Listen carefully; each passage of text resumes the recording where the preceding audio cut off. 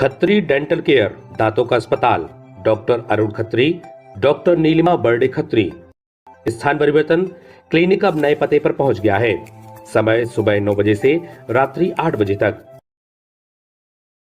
हमारा नया पता, Khatri dental care, union bank of India के बाजू से, राय चौराहा, दमोह जिले के एक मेडिकल स्टूडेंट ने छत्तीसगढ़ के एम्स रायपुर में आत्मघाती कदम उठा लिया। शिवम पवार नाम का ये medical student MBBS second year में था।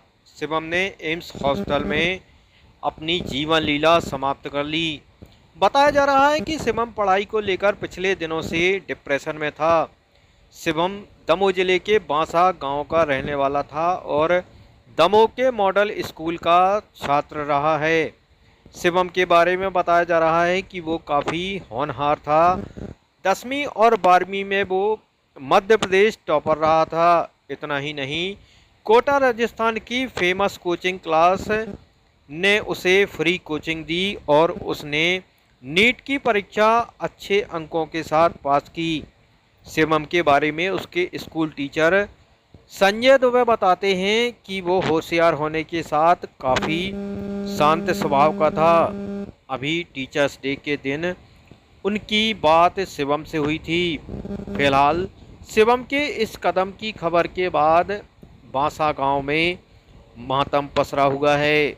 उसका परिवार रायपुर रवाना हो गया है। रविवार को उसका शव दमोह लाया जाएगा और बांसा में उसका अंतिम संस्कार होगा। शिवम हमारे विद्यालय का एक बहुत ही होनहार छात्र रहा है। कक्षा 10वीं में मध्य प्रदेश की त्रिवेणी सूची में भी उसने विद्यालय का नाम रोशन किया और कक्षा 12वीं में जब वो था तब भी उसने मध्य प्रदेश की त्रिवेणी सूची में अपना नाम लाया और विद्यालय को गौरवान्वित किया। हमारे विद्यालय के सभी शिक्षकों के लिए बहुत ही प्यारा और स्नेह करने वाला छात्र रहा है और उसने एक ग्रामीण क्षेत्र से आते हुए भी इतनी मेहनत की कि वो 1 साल उसने कोचिंग ली है एलएन में और उसके बाद उसने एमबीबीएस की परीक्षा में बहुत अच्छी रैंक लाई और उसको एम्स रायपुर में उसको एमबीबीएस में एडमिशन मिला। और सभी शिक्षकों से और अपने सभी पहचान वालों से वह लगातार बात करता था। हम लोग को तो विश्वास नहीं हो रहा है कि उसने ये कदम कैसे उठा लिया। अभी पिछली बार हम उनके फादर को देखने उनके घर गए थे, तब भी हमारी मुलाकात हुई, लेकिन ऐसा कोई एहसास नहीं हुआ कि वो किसी परेशानी से गुजर रहा है।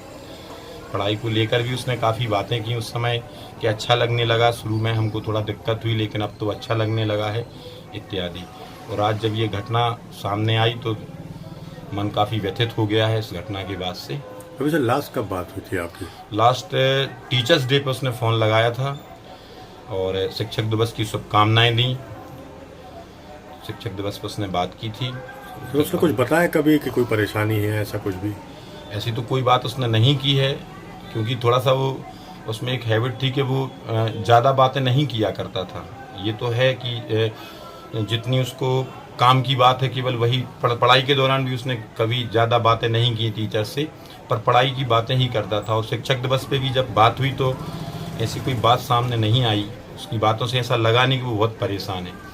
ये ज़रूर था कि उसने पूछा, भाई साहब आप गाँव कब आएंगे?